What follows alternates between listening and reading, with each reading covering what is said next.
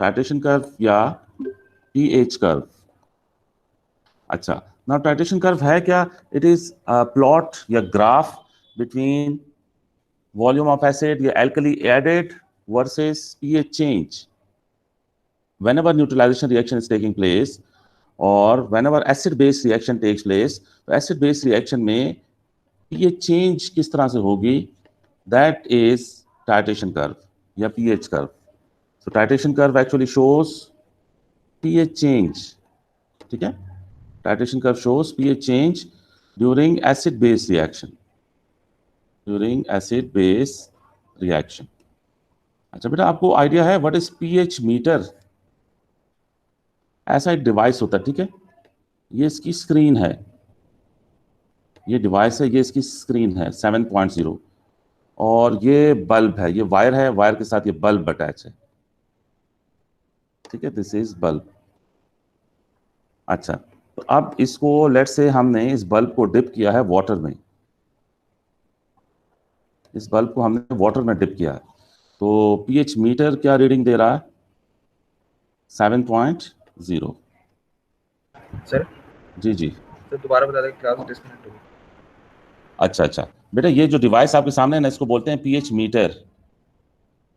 अच्छा, pH meter की significance ये है, ये इजी है, इलेक्ट्रॉनिक डिवाइस है, इलेक्ट्रॉनिक डिवाइस है। इसका ये बल्ब है, बल्ब को सोल्यूशन में डिप करें तो ये सोल्यूशन की पीएच दिखा देगा, ठीक है। तो जो पीएच पेपर है वो थोड़ा सा टाइम कंज्यूमिंग है, ये इफेक्टिवली यूज कर सकते हैं पीएच मीटर।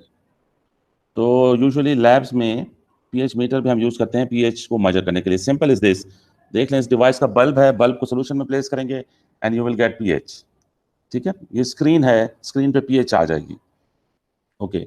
अच्छा बेटा, अब मैं ये बताऊं आपको कि लेट्स से कि ये एक्सपेरिमेंटल सेटअप है, ये ब्यूरेट है, ठीक है, और ये कॉनिकल फ्लास्क है। सर एक वो डायग्राम दिखाया ऊपर। जी जी बेटा, ये पीएच मीटर का डायग्राम है। पीएच मीटर मैं दोबारा बना रहा हूँ नीचे, ये भी दोबारा मैं बनाऊंगा। बेटा एक मिनट, मैं डोर क्लोज करूँ, शोर आ रहा है बाहर से।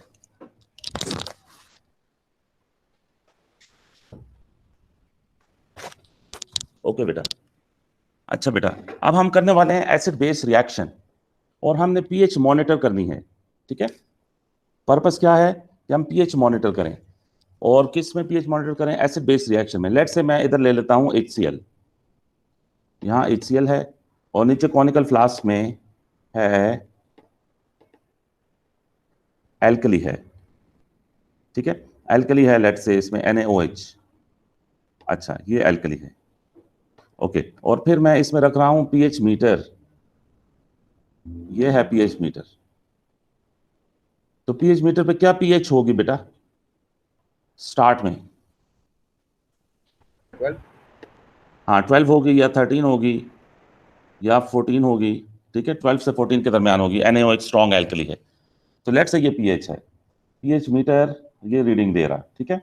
अच्छा, अब मैं अगर बनाऊं साथ में ग्राफ, और ये ग्राफ है, ठीक है। अच्छा, आप मुझे अब बताते रहो, ठीक है, कि व्हाट विल हैपन इस कर्व पे या इस ग्राफ पे क्या होगा। अच्छा, इस ग्राफ पे हम, अच्छा बेटा, इसमें डिपेंडेंट और इंडिपेंडेंट वेरिएबल कौन से होंगे? डिपेंडेंट वेरिएबल कौन सा होगा और इंडिपेंडेंट वेरिएबल कौन सा होगा? सर डिपेंडेंट पीएच होगा और इंडिपेंडेंट टाइम होगा। अच्छा, डिपेंडेंट जो है वो पीएच होगा, ठीक है। और बेटा इंडिपेंडेंट हम वॉल्यूम ऑफ एसिड ले लेते हैं, क्योंकि ब्यूरेट को जब आप ओपन करोगे तो एसिड नीचे आएगा, तो एसिड के नीचे आने से पीएच चेंज होगी। तो पीएच का जो चेंज है वो डिपेंड करेगा वॉल्यूम ऑफ एसिड एडेड पे। तो हम यहां ले लेते हैं volume of HCl added, y axis पे वॉल्यूम ऑफ HCl एडेड पर cm3। अच्छा, ये मुझे बताओ कि बिल, अच्छा ये पीएच वैल्यूज ले लें बेटा, ये है 0 1 2 3 4 5 6 7 8 9 10 11 12 और फिर 13। तो ये लेट से ये स्टार्ट में पॉइंट है, ठीक है। बिल्कुल स्टार्ट में सोडियम हाइड्रोक्साइड होगा तो ये पीएच होगी 13। समझ आ रही है बेटा? अभी HCl हमने ऐड नहीं किया, HCl का वॉल्यूम है ये 0 cm3 है, लेट्स से ये 5 cm क्यूब है, ये 10 cm क्यूब है, ये 15 cm क्यूब है, ये 20 है, ये 25 है, ये 30 है। ठीक है। अच्छा, अब बेटा अगर हम ये ब्यूरेट को ओपन करें और HCl को ट्रांसफर करें तो व्हाट विल हैपन? आप जरा गौर से सुनिए बेटा, ये डिस्कशन गौर से सुनेंगे तो समझ आएगी। जब आप HCl को ऐड करेंगे ना तो ये pH चेंज स्लाइटली डिक्रीज करेगी, स्लाइटली, ऐसे स्लाइटली डिक्रीज करेगी, क्योंकि नीचे स्ट्रॉन्ग एल्कली है। अच्छा, आप देखें 10 cm क्यूब मैंने ऐड किया अभी तक, ठीक है बेटा, 10 cm cube HCl has been added. अच्छा बेटा, एक्चुअली हो क्या रहा है, ये पॉइंट सुने कि नीचे हैं OH आयंस, कॉनिकल फ्लास्क में हैं OH आयंस, और ऊपर से क्या आ रहे हैं? ब्यूरेट से हाइड्रोजन आयंस आ रहे हैं। तो हर हाइड्रोजन आयन OH आयन से मिलकर क्या बनाएगा? वाटर बनाएगा। तो नीचे कॉनिकल फ्लास्क में OH आयंस की कॉन्सेंट्रेशन कम होती जाएगी। ठीक है, OH आयन की कॉन्सेंट्रेशन कम होती जाएगी। तो स्टार्ट में तो ग्राफ यूं आएगा आपके पास। अच्छा, फिर ये होगा कि OH आयंस नीचे इतने कम रह जाएंगे, ये बेटा पॉइंट है जो आपने समझना है। ठीक है, अब मैं वो बता रहा हूं पॉइंट। OH आयंस नीचे कॉनिकल फ्लास्क में इतने कम होंगे कि ऊपर से एक ड्रॉप, आपको पता है एक ड्रॉप में मिलियंस ऑफ हाइड्रोजन आयंस होते हैं, एक ड्रॉप में बहुत ज्यादा आयंस होंगे। तो ये एक ड्रॉप जैसे ही नीचे आएगा, OH आयंस खत्म हो जाएंगे और H+ एक्सिस में हो जाएंगे। तो एकदम आप लेट से इस pH से इस pH पे आ जाओगे। जो pH मीटर है वो, ये रीडिंग जो है वो एकदम एसिडिक साइड पे ले जाएगा। ये पॉइंट समझ में आया? ये बात बेटा समझ में आई? सर एकदम कैसे चला जाएगा उधर? हाँ एक मिनट, ये दोबारा मुझे समझानी होगी, ये बार बार समझानी पड़ती है पॉइंट। देखो बेटा, ये जो pH है ये शुरू में कितनी है? 13.0। ठीक है, ये सुनते रहे मुझे गौर से। pH शुरू में है 13.0, क्योंकि स्टार्ट में सिर्फ सोडियम हाइड्रोक्साइड होगा नीचे। फिर pH हो जाएगी 12.8। फिर pH हो जाएगी, जैसे जैसे आप एसिड ऐड करोगे तो ये pH डिक्रीज होना शुरू हो जाएगी, 12.6, ठीक है, 12.0, फिर 11.5, फिर लेट से 11.0, फिर एकदम से ये pH चली जाएगी एसिडिक साइड पे, लेट से 3.0। दरमियान वाली ये 11.0 से 3.0 मैं सपोज्ड वैल्यूज ले रहा हूं बेटा, ये वैल्यू मैं सपोज कर रहा हूं, यानी बेसिक साइड से एकदम pH एसिडिक साइड पे चली जाएगी। दरमियान में आप कैच नहीं कर सकते एक्सपेरिमेंटली। ये बेसिक और एसिडिक साइड की जो pH है ये इस मीटर पे नजर ही नहीं आएगी। ये बात समझ में आई? एक्सपेरिमेंटली। और ऐसा होगा क्यों, वही मैं एक्सप्लेन कर रहा हूं। वंस अगेन बेटा मैं यहां पे एक्सप्लेन कर रहा हूं। देखो, ये कॉनिकल फ्लास्क है, कॉनिकल फ्लास्क में OH आयंस हैं, OH आयंस हैं, ठीक है। जाहिर है न्यूमरस OH आयंस होंगे, बहुत ज्यादा OH आयंस होंगे। ऊपर से H+ आयंस आ रहे हैं ब्यूरेट से। अब H+ आयंस क्या करेंगे? OH आयंस को न्यूट्रलाइज करते रहेंगे, OH आयंस न्यूट्रलाइज होते रहेंगे। फिर एक टाइम ऐसा आएगा, अब नीचे OH आयंस आपको नजर आ रहे हैं ना, तो pH बेसिक साइड पे होगी। लेकिन फिर एक टाइम ऐसा आएगा कि एक ड्रॉप ऊपर से आएगा, एक ड्रॉप, वो ड्रॉप ऊपर से जब आएगा तो OH आयंस ना सिर्फ खत्म हो जाएंगे बल्कि H+ ज्यादा हो जाएंगे। तो उस एक ड्रॉप के आने से बेसिक से एकदम pH एसिडिक साइड पे चली जाएगी, और बेसिक और एसिडिक के दरमियान वाली वैल्यूज आपको pH मीटर पे नजर नहीं आएंगी। ये बात समझ में आई बेटा? आपने नोट किया था जब AS में आप टाइट्रेशन करते थे तो एक ड्रॉप जब आप ऐड करते थे तो इंडिकेटर अपना कलर चेंज कर देता था। तो वो एक ड्रॉप, यानी एंड पॉइंट के जब आप करीब होते हैं तो एक ड्रॉप के आने से OH आयंस सब खत्म हो जाते हैं और H+ एक्स्ट्रा हो जाते हैं, एक्सेस में हो जाते हैं, जिसकी वजह से न्यूट्रलाइजेशन हो जाती है। जी बेटा, समझ आई बात की? जी सर, आ गया। हाँ, किस किस को समझ नहीं बेटा बताएं, I can repeat this concept. तो बेटा जब भी आप टाइट्रेशन कर्व ट्रेस करोगे ना एक्सपेरिमेंटली, ये एक्सपेरिमेंटली हम ट्रेस कर रहे हैं, तो एक्सपेरिमेंटली आप ट्रेस करोगे तो ये एसिड हम ऐड कर रहे हैं, पीएच यूं डिक्रीज होगी बेटा, ये पीएच डिक्रीज होगी ऐसे, और फिर पीएच चली जाएगी एकदम एसिडिक साइड पे, और फिर भी जब आप एसिड ऐड करते रहेंगे तो फिर ये एसिडिक साइड पे पीएच रहेगी। अब देखिए दरमियान में हमारे पास डेटा नहीं आएगा पीएच मीटर पे। अच्छा, दरमियान में चूंकि डेटा नहीं आ रहा पीएच पेपर पे, तो हम खुद से ग्राफिकली एक वर्टिकल लाइन ड्रॉ करेंगे, हम ग्राफिकली एक वर्टिकल लाइन ड्रॉ कर देंगे, ठीक है, हाइपोथेटिकली, और ये वाली जो लाइन है इसको ज्वाइन कर देंगे इससे, और इस लाइन को ज्वाइन कर देंगे इससे। इसको कहते हैं बेटा पीएच कर्व, इसको क्या बोलते हैं, पीएच कर्व। अच्छा, ये दरमियान में जो ये ब्लैक कलर की वर्टिकल लाइन मैंने ट्रेस की है, इसको क्या बोलेंगे बेटा, वर्टिकल लाइन। अच्छा, इस वर्टिकल लाइन की सिग्निफिकेंस ये है कि इस पे एंड पॉइंट है हमारा, जो एंड पॉइंट है वो इस वर्टिकल लाइन पे लाई करेगा, न्यूट्रलाइजेशन कंप्लीट हो रही होगी इस वर्टिकल पॉइंट पे,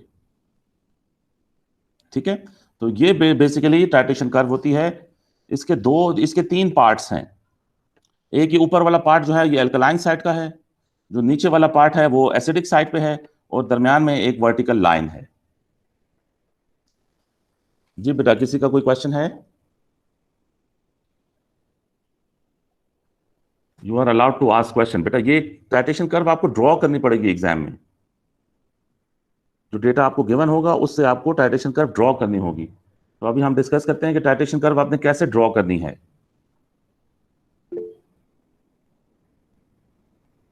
अच्छा, टाइट्रेशन कर्व बेटा ड्रॉ करने के लिए आप देखें कि तीन सिचुएशंस हैं, ठीक है, तीन तरह की टाइट्रेशन कर्व हैं जो आपको समझनी है। जी बेटा, कोई कॉपी तो नहीं कर रहा है इसको? क्लास के एंड पे मैं ये शेयर भी कर दूंगा गूगल क्लासरूम पे, ये शीट, लास्ट वाली शीट्स भी मैंने शेयर की हुई हैं। अच्छा, अब बेटा तीन सिचुएशंस हैं, तीन तरह की कर्व, तीन सिचुएशंस वाली कर्व आपको समझना होगी। फर्स्ट सिचुएशन ये है, केस वन, क्या आपके पास वो strong acid and strong alkali, strong acid and strong alkali, ठीक है। फिर आपने क्या करना, अच्छा स्ट्रॉन्ग एसिड और स्ट्रॉन्ग एल्कली के केस में एसिड की पीएच एग्जामिनर आपसे कैलकुलेट करवाएंगे और एल्कली की पीएच भी कैलकुलेट करवाएंगे। तो जब एग्जामिनर पीएच कैलकुलेट किस फॉर्मूला से करवा सकते हैं, आपको याद है पीएच को कैसे कैलकुलेट करना आपने? एसिड की या एल्कली की पीएच कैसे कैलकुलेट करेंगे बेटा? Anyone in the class? minus log H positive concentration. हाँ, pH equals minus log concentration of hydrogen ions, ठीक है। तो इससे आप pH कैलकुलेट कर सकते हैं। लेकिन अगर आपको OH आयंस की कॉन्सेंट्रेशन गिवन हो, फिर अगर OH आयन की कॉन्सेंट्रेशन गिवन हो, फिर आप ये यूज करें बेटा, KW equals H plus concentration and OH concentration, और KW की वैल्यू है 10 to the power -14, ये डेटा बुकलेट में मिलेगी आपको KW की value, H plus and OH negative. तो पहले इस एक्सप्रेशन से आप H प्लस की कॉन्सेंट्रेशन टेक आउट करें अगर OH गिवन हो, अगर OH गिवन हो तो H प्लस की कॉन्सेंट्रेशन टेक आउट करके यहां पे प्लेस कर दें, तो यू विल गेट pH, ठीक है। और अगर आपके पास वीक एसिड हो तो वीक एसिड के लिए Ka का ये एक्सप्रेशन आपने यूज करना है, H की कॉन्सेंट्रेशन का स्क्वायर डिवाइडेड बाय एसिड। तो यहां से H प्लस की कॉन्सेंट्रेशन निकाल के इसमें प्लेस करें तो यू विल गेट pH, ठीक है। तो एसिड की पीएच या एल्कली की पीएच या तो एग्जामिनर कैलकुलेट करवाएगा। अगर एग्जामिनर कैलकुलेट ना करवाए तो स्ट्रॉन्ग एसिड की पीएच आपने 1.0 लेनी है और स्ट्रॉन्ग एल्कली की पीएच आपने 13.0 लेना है। अच्छा, ये बात ध्यान में रखें कि अगर स्ट्रॉन्ग एसिड और स्ट्रॉन्ग एल्कली हो तो जो वर्टिकल लाइन है, वर्टिकल लाइन, और बेटा जो एंड पॉइंट है, अगर स्ट्रॉन्ग एसिड और स्ट्रॉन्ग बेस है तो फिर एंड पॉइंट 7.0 होगा। अगर स्ट्रॉन्ग एसिड और स्ट्रॉन्ग एल्कली है तो एंड पॉइंट इज 7.0। और जो वर्टिकल लाइन है, ये बेटा गौर से सुने बात, जो वर्टिकल लाइन है उसका जो पार्ट है बेसिक साइड पे वो इक्वल होना चाहिए उसके पार्ट के जो एसिडिक साइड पे है। क्या मैंने बोला कि जो वर्टिकल लाइन है उसका एसिडिक साइड और बेसिक साइड पे जो पार्ट है वो सेम होना चाहिए। ये देखो बेटा, वर्टिकल लाइन देख रहे हो आप, वर्टिकल लाइन है, ठीक है, ये न्यूट्रल पॉइंट है 7, ठीक है। तो अब ये देखो, ये वाला जो पार्ट है ये इक्वल या अप्रोक्सीमेटली इक्वल रखना है आपने, ये वाला पार्ट, ये ऊपर 7 से ऊपर वाला पार्ट और 7 से नीचे वाला पार्ट वर्टिकल लाइन पे ये इक्वल या नियरली इक्वल होना चाहिए, ठीक है। एनी क्वेश्चन बेटा हियर? नहीं। अच्छा, और दूसरा बेटा कॉन्सेप्ट ये है कि जो वर्टिकल लाइन का मिड पॉइंट है वो एंड पॉइंट होता है। वर्टिकल लाइन का जो मिड पॉइंट होता है दैट इज एंड पॉइंट। ये कॉन्सेप्ट है बेटा, वर्टिकल लाइन का जो मिड पॉइंट है दैट इज एंड पॉइंट। ये मैं यहां लिख देता हूं कि mid point of vertical line वो दैट इज एंड पॉइंट। बेटा एक मिनट, ये वर्टिकल लाइन पे I want to discuss detail में, मैं चाहता हूं कि डिस्कस करूं। ये देखो, अगर ये पीएच है, ठीक है, ये पीएच की वैल्यूज हैं और ये है ना, पीएच अगर है ये 0 है, ये 2 है, 4 6 8। सर आप प्रीवियस पॉइंट रिपीट करते हैं, मेरा कंप्यूटर कांस्टेंट यहाँ लॉग ऑन ऑफ हो रहा है। अच्छा अच्छा, ओके बेटा, ये वर्टिकल लाइन की बात आप कह रहे हो, मैं बार बार रिपीट ही कर रहा हूं, प्रीवियस पॉइंट को ही मैं एक्सप्लेन कर रहा हूं बेटा, वर्टिकल लाइन को, ठीक है। ये पीएच स्केल है, ठीक है। अच्छा बेटा, एंड पॉइंट अगर स्ट्रॉन्ग एसिड और स्ट्रॉन्ग एल्कली है तो एंड पॉइंट कहां पे होगा? Strong acid and strong alkali अगर है तो एंड पॉइंट बेटा क्या होगा? 7 होगा, ठीक है। 7 ये है ना, लेट से आपकी वर्टिकल लाइन अगर इधर बन रही है, ठीक है, तो ये 7 है, ठीक है, ये एंड पॉइंट है। अच्छा, स्ट्रॉन्ग एसिड और स्ट्रॉन्ग एल्कली में जो वर्टिकल लाइन है उसका जो पार्ट बेसिक साइड पे है उतना ही पार्ट एसिडिक साइड पे होना चाहिए। मिसाल के तौर पे मैं इसको यहां तक लेता हूं, ठीक है। तो अब 7 से लेके 10 तक आप देखें, वर्टिकल लाइन 7 से लेके 10 तक है, तो 7 से 10 तक कितने यूनिट्स बनते हैं? 3। तो ये नीचे भी 3 यूनिट्स होने चाहिए। बेटा बात समझ में आई? अब यहां पे जो वर्टिकल लाइन मैंने बताई है वो कहां से कहां तक है? 4 से 10 तक है, 4 से 10 तक है। अच्छा, 4 से 10 तक का मिड पॉइंट क्या होगा बेटा? 4 से 10 तक का मिड पॉइंट क्या होगा? डिवाइडेड बाय 2 करें तो 7.0, यानी वर्टिकल लाइन का जो मिड पॉइंट है वो एंड पॉइंट होता है। Mid point is end point. ये बात बेटा समझ आई? सही जी सर? बेटा, जी जी जी। ये सिर्फ स्ट्रॉन्ग एसिड और एल्कली की केस में, हर केस में स्ट्रॉन्ग और इसे ये एंड पॉइंट का मिड पॉइंट वाला जो केस है सिर्फ स्ट्रॉन्ग और एसिड और एल्कली के केस में, बाकी हर केस में? हर केस में, हर वर्टिकल लाइन का जो मिड पॉइंट है ना वो एंड पॉइंट होता है, लेकिन स्ट्रॉन्ग एसिड और स्ट्रॉन्ग एल्कली में जो एंड पॉइंट है वो 7 होता है।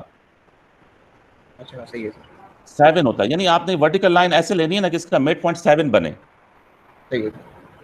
वर्टिकल लाइन आपने ऐसे लेनी है जिसका मिड पॉइंट 7 बने। तो देखो अभी जो मैंने वर्टिकल लाइन ली इसका मिड पॉइंट 7 बन रहा है कि नहीं बन रहा? करना सर। अच्छा, लेकिन ये कोई हार्ड एंड फास्ट नहीं कि आपने 10 एंड 4 लेना है, आप इसको चेंज भी कर सकते हो। लेट से आप वर्टिकल लाइन चेंज कर लो, इधर तक ले जाओ इसे, लेट से आप 12 तक लेकर जाना चाह रहे हो, ठीक है। तो फिर नीचे आपको कहां तक लाना होगा इसे? अब देखो ये वर्टिकल लाइन मैंने 2 और 12 तक ले ली, ये भी ठीक है। अब 2 और 12 का मिड पॉइंट क्या बनेगा? 2 और 12 का मिड पॉइंट क्या बनेगा? 7 बनेगा। 7 बनेगा। अब ये भी वर्टिकल लाइन आप ले सकते हो, आप ये वर्टिकल लाइन भी ले सकते हो कि आप 11 लो ऊपर तक, ऊपर आप 11 ले लो और नीचे आप 3 ले लो, तो 3 और 11 का मिड पॉइंट क्या बनेगा? 7 बनेगा, ठीक है। तो वर्टिकल लाइन आपने स्ट्रॉन्ग एसिड और स्ट्रॉन्ग बेस में ऐसे लेनी है कि उसका मिड पॉइंट 7 बने, ठीक है। अब वर्टिकल लाइन ले लोगे तो फिर देखो इसका एक पार्ट ये होगा कर्व का, एक पार्ट लेट से ये हुआ, इसको इधर ज्वाइन किया और दूसरे पार्ट को इस तरह ज्वाइन किया। अगर एसिड हम एल्कली में ऐड करें तो ये टाइट्रेशन कर्व बन जाएगी। समझ आ रही है बेटा? अब यहां मैं लिख रहा हूं वर्टिकल लाइन, ठीक है, वर्टिकल लाइन में ले रहा हूं लेट्स से 4.0 से 10.0। तो आप देखें इसका मिड पॉइंट क्या बनेगा 7.0 and 7.0 happens to be the end point. जी बेटा, any question? Openly you should ask question कि टाइटेशन कर्व आपको जब बनानी पड़ेगी तो आप कैसे बनाओगे। No question. अच्छा अच्छा, अब एक एग्जाम्पल लेते हैं, ठीक है, ये एग्जाम्पल लेते हैं, लेट्स से कितनी स्पेस है, नेक्स्ट पेज पे ले लेते हैं। ओके बेटा, एग्जाम्पल मैं ये ले रहा हूं कि लेट अस से कि ये ब्यूरेट है और ब्यूरेट में वी हैव NaOH और NaOH है की कॉन्सेंट्रेशन है 0.1 मोल पर DM3, ठीक है, और NaOH हमने ट्रांसफर किया 50 cm3 एक्सेस में। बेटा ब्यूरेट और जो कॉनिकल फ्लास्क में जो रिएजेंट होता है ना वो लिमिटिंग होता है। कॉनिकल फ्लास्क में let's say we have HCl और HCl की कॉन्सेंट्रेशन है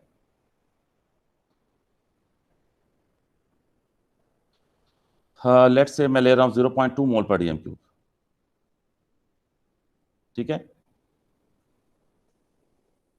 और इसका वॉल्यूम मैंने लिया है 40 cm3।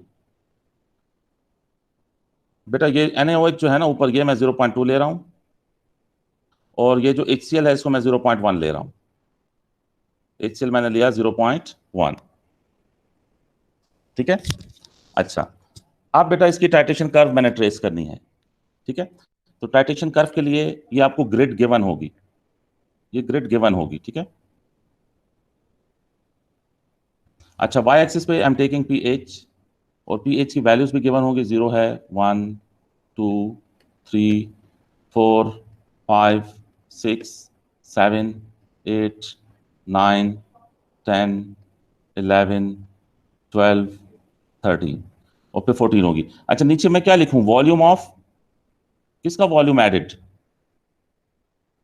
NaOH। हाँ, वॉल्यूम ऑफ NaOH एडेड पर cm3, ठीक है। अच्छा, वॉल्यूम ले लें, लेट से ये है 10, ये है 20, ये है 30, टोटल कितना NaOH बेटा ऐड हुआ है 50 cm3, ठीक है। टोटल NaOH जो ऐड हुआ है दैट इज 50 cm3। अच्छा, अब ये टाइट्रेशन कर्व कैसे बनानी चाहिए। अच्छा बेटा, इस टाइट्रेशन, अब ये बात भी सुने कि टाइट्रेशन का एंड पॉइंट किस वॉल्यूम पे हुआ है। देखो सोडियम हाइड्रोक्साइड, ये गौर से सुने बेटा ये बात, सोडियम हाइड्रोक्साइड कितना cm3 ऐड हुआ है 50 cm3, लेकिन 50 से पहले न्यूट्रलाइजेशन हो चुकी होगी। तो किस वॉल्यूम पे न्यूट्रलाइजेशन हुई है NaOH के, किस वॉल्यूम पे न्यूट्रलाइजेशन हुई है, वो वॉल्यूम पहले निकालना आपने, क्योंकि आपको क्या पता वर्टिकल लाइन आपने किस जगह पे लेनी है। बेटा वर्टिकल लाइन का क्या मतलब है कि इस पे न्यूट्रलाइजेशन हो रही है, वर्टिकल लाइन के मिड पॉइंट पे, that is the end point, लेकिन वर्टिकल लाइन किस वॉल्यूम पे लेना है, तो you have to calculate that volume first. तो उसके लिए बेटा ये फॉर्मूला यूज करना है, C1 V1 bye N1 equals C2 V2 bye N2। अच्छा, ये N1 और N2 ये मोल्स हैं बैलेंस इक्वेशन के। तो बैलेंस इक्वेशन HCl और NaOH जब रिएक्ट करेंगे तो उससे सॉल्ट एंड वाटर बनेगा, तो ये HCl और NaOH 1:1 में रिएक्ट करेंगे, ऐसा है ना बेटा, HCl और NaOH 1:1 में रिएक्ट करेंगे, तो मोल्स N1 और N2 दोनों 1 हैं, ठीक है। अच्छा, ये लेट से C1 V1 N1 मैं ले लेता हूं NaOH के लिए, और C2 V2 बाय N2 मैं ले लेता हूं HCl के लिए। तो बेटा C1 NaOH की कॉन्सेंट्रेशन है 0.2 और NaOH का वॉल्यूम हम कैलकुलेट कर रहे हैं, NaOH का वो वॉल्यूम कैलकुलेट कर रहे हैं जो न्यूट्रलाइजेशन, जिसकी वजह से न्यूट्रलाइजेशन हुई होगी, और मोल्स 1 है अकॉर्डिंग टू बैलेंस इक्वेशन, और C2 HCl की कॉन्सेंट्रेशन है विच इज 0.1 और वॉल्यूम HCl का 40 है और मोल्स 1 है। तो बेटा V1 की क्या वैल्यू बनेगी 20। V1 की वैल्यू बनेगी 20। ये बेटा समझ में आई बात।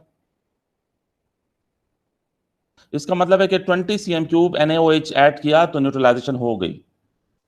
20 cm³ जब आपने निकाला तो देखो ये 20 है तो 20 पे यूं एक डॉटेड लाइन लगाएं, ठीक है, 20 पे ये डॉटेड लाइन लगाएं ऐसे, क्योंकि जो आपकी वर्टिकल लाइन है वो 20 पे अब आनी चाहिए, क्योंकि न्यूट्रलाइजेशन 20 पे हुई है। अच्छा, अब बेटा स्ट्रॉन्ग एसिड और स्ट्रॉन्ग एल्कली हैं ये, तो वर्टिकल लाइन का कौन सा पार्ट आपको सेलेक्ट करना चाहिए? अब ये जो डॉटेड लाइन है इस पर वर्टिकल लाइन आपने ड्रॉ करनी है। तो वर्टिकल लाइन अभी मैंने क्या बताया था, कैसे ड्रॉ करेंगे? 4 से 10 हाँ, 4 से 10 ले लें या 3 से 11 ले लें। वर्टिकल लाइन बस ऐसी लें जिसका मिड पॉइंट 7 बने। वर्टिकल लाइन बेटा ऐसे लें जिसका मिड पॉइंट 7 बने। देखो ये 10 है और ये 4 है, ये बिल्कुल सीधी लाइन होनी चाहिए बेटा। ये 10 और 4 ये वर्टिकल लाइन है, ठीक है, ये 10 है और ये 4 है। तो बेटा 10 और 4 का मिड पॉइंट क्या होगा? 7 होगा। 10 और 4 का मिड पॉइंट 7 होगा, तो 7 इज द एंड पॉइंट, ठीक है। अच्छा, अब मुझे ये बताओ कि बिल्कुल स्टार्ट में, पर जी जी, सर 6 8 ले सकते हैं? 6 और 8, 6 और 8 ले सकते हैं, लेकिन स्ट्रॉन्ग एसिड और स्ट्रॉन्ग बेस है ना, तो इसलिए 7 से थोड़ा सा गैप तो होना चाहिए ना। 6 जो है ना वो न्यूट्रल पॉइंट के बहुत करीब है। स्ट्रॉन्ग एसिड और स्ट्रॉन्ग बेस में थोड़ी ज्यादा होती है वर्टिकल लाइन। 6 to 8 जो होती है ना वो वीक एसिड और वीक एल्कली की होती है। स्ट्रॉन्ग एसिड और स्ट्रॉन्ग एल्कली में 7.0 से थोड़ी सी लाइन की का पोर्शन ज्यादा होना चाहिए, ठीक है। 9 और 5 ले लें या 9.5 और 5.5 ले लें। अच्छा, अब बेटा ये स्टार्ट किधर से होगी? ये तो वर्टिकल लाइन हमने ड्रॉ कर ली ना। अब बताएं बेटा आगे। बिल्कुल स्टार्ट में बेटा HCl था ना, बिल्कुल स्टार्ट में जब वॉल्यूम ऑफ NaOH 0 था, तो स्टार्ट में एसिड की पीएच HCl है, तो HCl की जो पीएच एग्जामिनर ने क्वेश्चन में कैलकुलेट करवाई है वहां से स्टार्ट करें, ठीक है। एग्जामिनर ने HCl की जो पीएच कैलकुलेट करवाई होगी वहां से स्टार्ट करें। लेकिन अगर एग्जामिनर ने नहीं करवाई तो HCl आपको पता है ना स्ट्रॉन्ग एसिड है, तो स्ट्रॉन्ग एसिड की पीएच क्या होती है? 1। स्ट्रॉन्ग एसिड की पीएच बेटा 1 होती है। तो बेटा देखिए गौर से, अब मुझे कैसे करना चाहिए? ये 1 से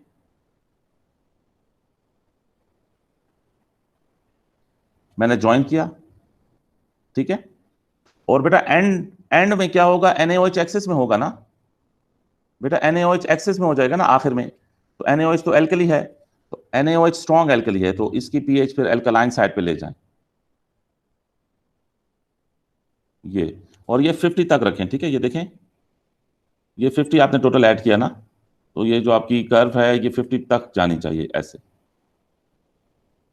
उसके बाद आप जो ये डॉटेड लाइंस हैं इनको रब कर देंगे रेजर से। जितनी डॉटेड लाइंस हैं उनको रब कर दें। ये डॉटेड लाइंस रब कर देंगे, ये वाली डॉटेड लाइंस, ठीक है। जो डॉटेड लाइंस होंगी उनको रब कर दें।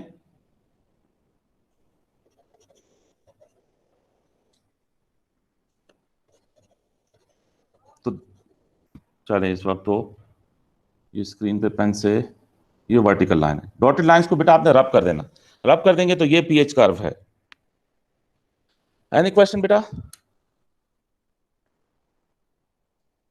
आई होप आप ड्रॉ कर सकोगे पीएच कर्व या टाइट्रेशन कर्व। किसी का कोई क्वेश्चन हो इधर? अच्छा, कोई क्वेश्चन नहीं बेटा। आपको ये C1V1 बाय N1 इसकी समझ आई, equals to C2V2 by N2। C1V1 by N1 equal C2V2 by N2 से आपको पता चलेगा कि किस वॉल्यूम पे वर्टिकल लाइन आनी चाहिए, ठीक है। और इसमें वॉल्यूम आप ब्यूरेट वाले रिएजेंट का निकालोगे। C1V1 by N1 equal C2V2 by N2 से पहले आपने वॉल्यूम निकालना, ठीक है। तो ये 2 मार्क्स इस कैलकुलेशन के होते हैं, ठीक है। फिर 3 या 4 मार्क्स इस कर्व के होंगे। इससे पहले एग्जामिनर आपसे पीएच कैलकुलेट करवाएगा, तो उसके पीएच का एक्सप्रेशन लिखवाएगा, फिर पीएच कैलकुलेट करवाएगा, तो 2-3 मार्क का वो क्वेश्चन होगा। तो यूं मिल मिला के 7-8 से 10 मार्क्स का क्वेश्चन होगा ये, ठीक है। अच्छा बेटा, अब इसमें मैंने आपको एक और कॉन्सेप्ट भी बताना है, ठीक है। और वो कॉन्सेप्ट ये है कि हर इंडिकेटर की अपनी एक पीएच रेंज होती है। ये बात भी सुने गौर से, हर इंडिकेटर की अपनी पीएच रेंज होगी। क्या मतलब पीएच रेंज का? हर इंडिकेटर की अपनी एक पीएच रेंज होगी, वो रेंज आपने याद नहीं करनी। अच्छा, रेंज का मतलब है कि इंडिकेटर उस रेंज में अपना कलर चेंज करेगा। जैसे फिनोफ्थलीन है, ये आपको याद नहीं करना, एग्जामिनर आपको इंडिकेटर भी और पीएच रेंज भी क्वेश्चन में देगा। तो जो फिनोफ्थलीन है, फिनोफ्थलीन की पीएच रेंज है 8.0 से 10.0। तो इंडिकेटर की पीएच रेंज का बेटा मतलब ये होता है कि 8 या 8 से पहले फिनोफ्थलीन का कलर डिफरेंट है, और 10 पीएच और 10 पीएच के बाद वाली पीएच पे फिनोफ्थलीन का डिफरेंट कलर है। 8 और 8 से पहले डिफरेंट कलर है, 10 और 10 के बाद डिफरेंट कलर है, और 8 और 10 के दरमियान इसका इंटरमीडिएट कलर होगा। तो इस रेंज में 8 से 10 तक फिनोफ्थलीन अपनी पीएच चेंज करती है। मिथाइल ऑरेंज, ये पीएच रेंज आपको मेमोराइज नहीं करनी, पीएच रेंज आपको गिवन होगी, ठीक है। मिथाइल ऑरेंज है तो मिथाइल ऑरेंज की जो पीएच रेंज है वो 2.5 से 3.5 के दरमियान है। मतलब इस रेंज में मिथाइल ऑरेंज अपना कलर चेंज करता, ठीक है। सपोज कोई इंडिकेटर ए है और उसकी पीएच रेंज ये गिवन हो 1.0 टू 2.0, इसका मतलब है कि 1 से 2 की पीएच के दरमियान ये अपना कलर चेंज करेगा, ठीक है। अच्छा जी बेटा, कोई क्वेश्चन है? अब बेटा कॉन्सेप्ट ये है कि जो न्यूट्रलाइजेशन होती है वो वर्टिकल लाइन पे होती है ना। हमने ये डिस्कस किया कि वर्टिकल लाइन रिप्रेजेंट करती है कि यहां न्यूट्रलाइजेशन हो रही है। तो कॉन्सेप्ट ये है कि जो इंडिकेटर की पीएच रेंज है ना, इंडिकेटर की पीएच रेंज वो should lie on vertical line. तो तब वो वाला इंडिकेटर परफेक्टली वर्क करेगा टाइट्रेशन के एंड पॉइंट को डिटेक्ट करने में। आपने हर इंडिकेटर हर टाइट्रेशन में यूज नहीं कर सकते, वो इंडिकेटर यूज कर सकते हैं जिसकी पीएच रेंज वर्टिकल लाइन पे लाई कर रही हो। मिसाल के तौर पे यहां देखें, फिनोफ्थलीन की क्या है, 8 से 10 है, और ऊपर देखें,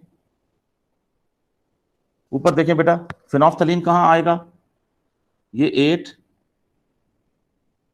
8 से 10 तक ये फिनोफ्थलीन की पीएच रेंज है। तो क्या ये वर्टिकल लाइन पे लाई कर रही है? जी सर। हाँ, तो फिनोफ्थलीन बेस्ट इंडिकेटर है NaOH और HCl की अगर टाइट्रेशन कर रहे हैं।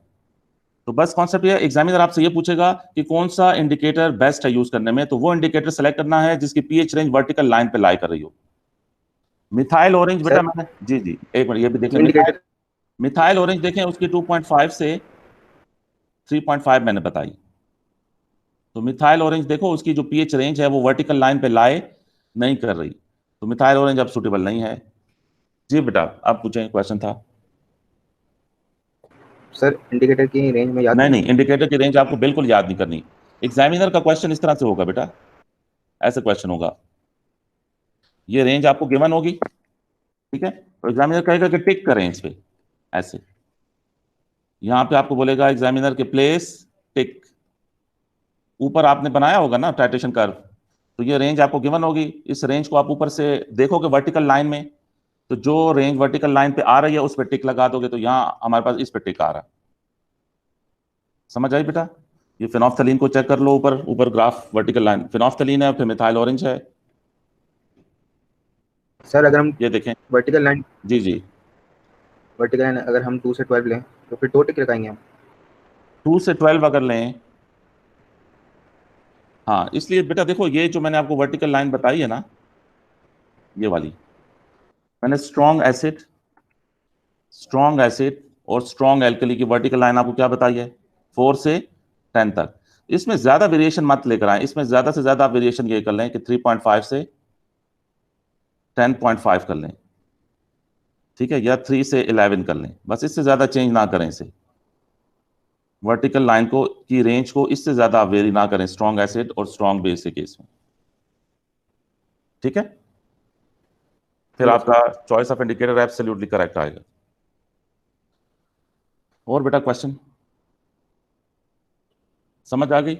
वर्टिकल लाइन आप देखोगे उस पे जो रेंज फिट आ रही है ना, ये देखो पीएच रेंज आपके सामने, ये पीएच रेंज, जो भी रेंज वर्टिकल लाइन पे फिट आ रही है बस उसको आपने सेलेक्ट करना, ये कॉन्सेप्ट है। तो अब जब आपको ये समझ आ गई ना स्ट्रॉन्ग एसिड और स्ट्रॉन्ग एल्कली का पीएच कर्व, तो फिर बाकी कर्व भी आप बना सकते हो, आप बाकी कर्व भी बना सकते हो, ठीक है। अब लेट से दूसरी कर्व मैं अगर आपसे पूछूं अच्छा, अब लेट से हम ले लेते हैं strong alkali and weak acid. ठीक है, स्ट्रॉन्ग एल्कली और वीक एसिड ले लेते हैं। ये दूसरा केस है, ये है केस 2। और फिर केस 3 होगा स्ट्रॉन्ग एसिड और वीक एल्कली। अच्छा, अब स्ट्रॉन्ग एल्कली की पीएच या तो एग्जामिनर कैलकुलेट करवाएगा, स्ट्रॉन्ग एल्कली की पीएच या तो कैलकुलेट करवाएंगे क्वेश्चन में आपसे, अदरवाइज आप खुद से फिर लेंगे। और वीक एसिड है, उसके बाद वीक एसिड की पीएच या तो कैलकुलेट करवाएंगे, अदरवाइज आप खुद लिख देंगे। तो वीक एसिड अराउंड 4.0 होगी पीएच, और स्ट्रॉन्ग एल्कली की 13.0 होगी, अदरवाइज ये पीएच कैलकुलेट करवाएंगे। अगर क्वेश्चन में पीएच कैलकुलेट करवाई हुई है तो फिर कैलकुलेटेड पीएच लेंगे। ठीक है। अच्छा बेटा, अब आ गई वर्टिकल लाइन वाली बात।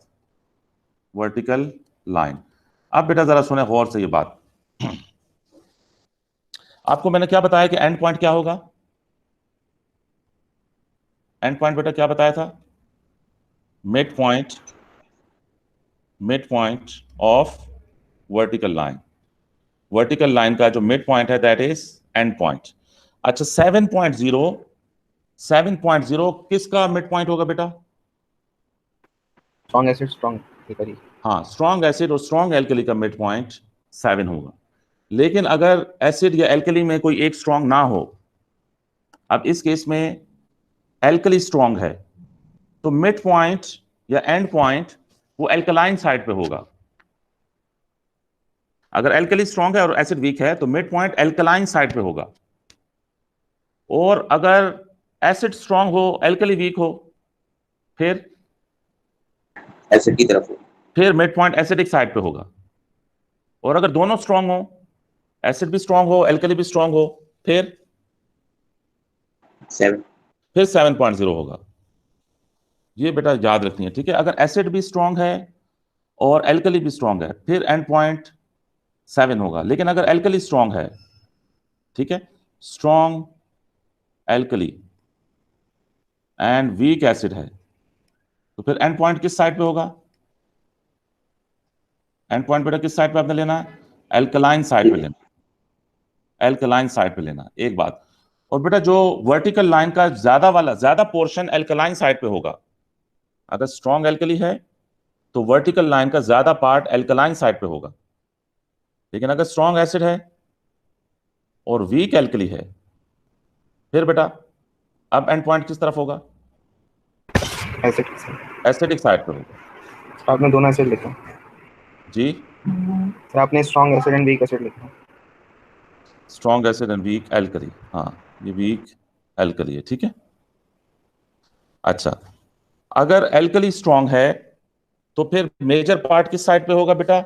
वर्टिकल लाइन का एल्कलाइन साइड पे होगा। तो अब देखो, लेट से मैं यहां पे ले रहा हूं 6.0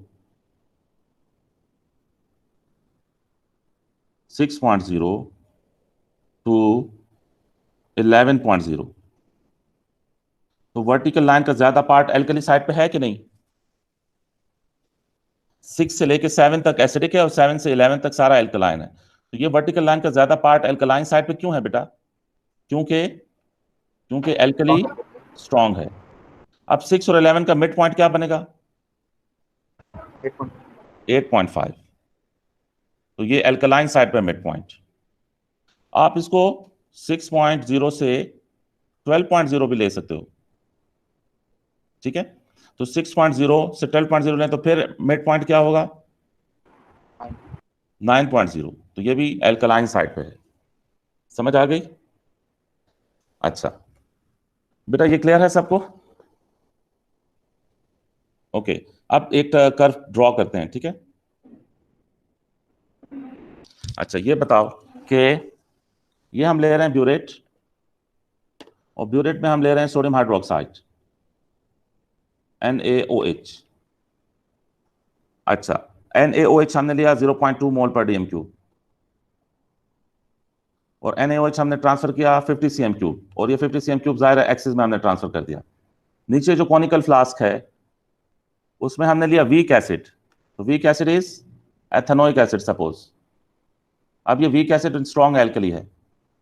अच्छा, एथेनोइक एसिड हमने लिया 0.1 मोल पर DM3, और ये लिया हमने 25 cm³ नीचे, ठीक है, यही हमने 20,